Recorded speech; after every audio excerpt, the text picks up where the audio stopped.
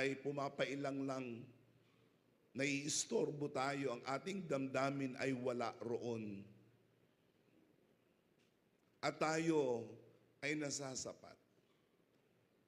That's what I am afraid about. That some of us are not that deep. We are not that deep. We are not fully committed.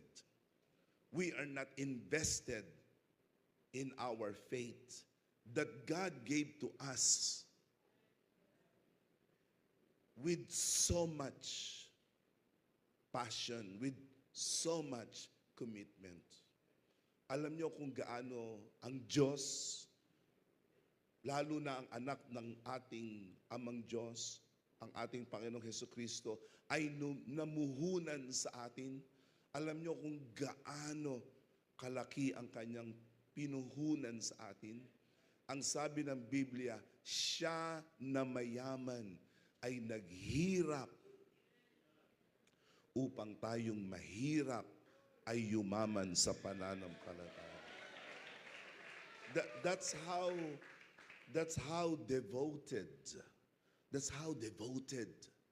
Jesus was and still is to us.